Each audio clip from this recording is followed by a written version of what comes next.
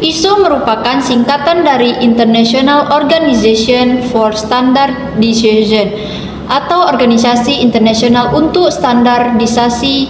ISO adalah badan internasional yang mengembangkan dan menerbitkan standar internasional untuk memastikan kualitas, keamanan, dan efisiensi produk, layanan, dan sistem. Tujuan ISO melibatkan harmonisasi standar di seluruh dunia untuk memfasilitasi perdagangan internasional, meningkatkan kualitas produk dan layanan, serta memastikan keamanan dan keandalan produk. Dengan adopsi standar ISO, perusahaan dapat memperoleh kepercayaan pelanggan, meningkatkan efisiensi operasional, dan memenuhi syarat peraturan global. Baiklah, di sini saya Putri Alivia Ginting akan menjelaskan tentang ISO 21001-2018. ISO 21001-2018 adalah standar internasional untuk manajemen sistem pendidikan atau Educational Organization Management. Sistem EOMS standar ini memberikan pedoman untuk organisasi pendidikan dalam mengembangkan, menerapkan, dan meningkatkan sistem manajemen yang fokus pada penyediaan pendidikan dan pemenuhan kebutuhan pelanggan. Standar ini mencakup berbagai aspek termasuk perencanaan pendidikan, desain kurikulum, pengelolaan sumber daya pendidikan, evaluasi kinerja, dan pemenuhan persyaratan hukum dan peraturan. ISO 21001-2018 bertujuan untuk membantu organisasi pendidikan, meningkatkan kualitas layanan pendidikan mereka, dan memastikan kepuasan pelanggan.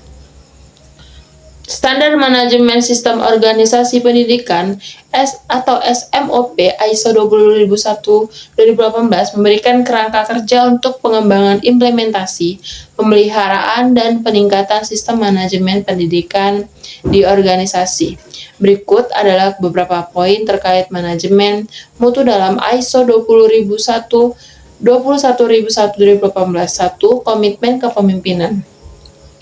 Pemimpin organisasi pendidikan diharapkan untuk menunjukkan komitmen terhadap pengembangan dan implementasi sistem manajemen pendidikan. Yang kedua yaitu kebijakan mutu.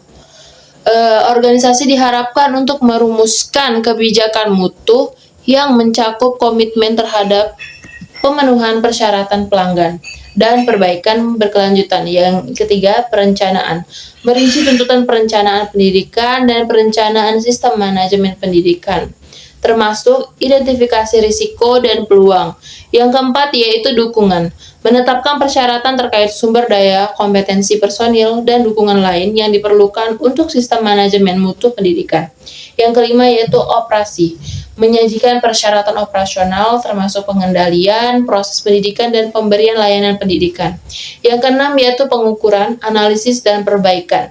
Menetapkan persyaratan terkait pemantauan dan pengukuran kinerja pendidikan. Evaluasi kepuasan pelanggan dan tindakan perbaikan. Yang ketujuh yaitu audit internal. Mengharuskan organisasi untuk melakukan audit internal terhadap sistem manajemen pendidikan mereka. Yang kedelapan, pemantauan dan pengukuran. Menetapkan persyaratan untuk pemantauan dan pengukuran kinerja pendidikan dan efektivitas sistem manajemen pendidikan. Yang kesembilan yaitu evaluasi kinerja.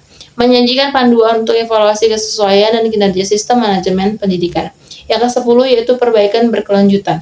Menekankan pentingnya organisasi untuk terus meningkatkan efektivitas sistem manajemen pendidikan mereka.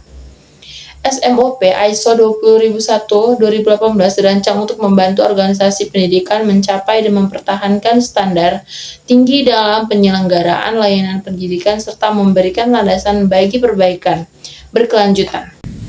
Assalamualaikum warahmatullahi wabarakatuh. Perkenalkan, nama saya Lydia dari Prodi Manajemen Pendidikan Islam. Baiklah, saya akan menjelaskan tentang mekanisme sertifikasi ISO. Ada beberapa tentang mekanisme sertifikasi ISO. Yang pertama adalah pemahaman standar.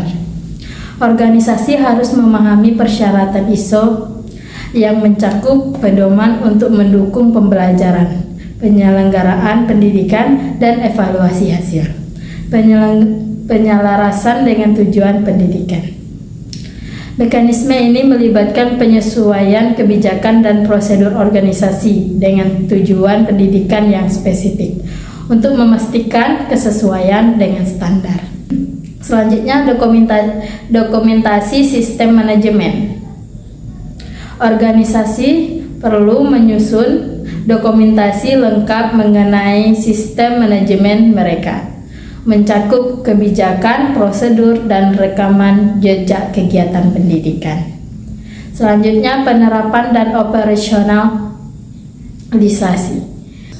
Sistem manajemen harus diimplementasikan secara efektif, termasuk pengelolaan sumber daya, proses pendidikan, dan pengukuran kinerja.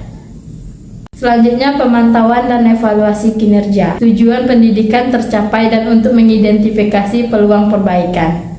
Selanjutnya, sertifikasi dan pemeliharaan. Sistem organisasi memenuhi persyaratan, mereka akan diberikan sertifikasi ISO. Pemeliharaan sertifikasi memerlukan pembaruan dan audit berkala.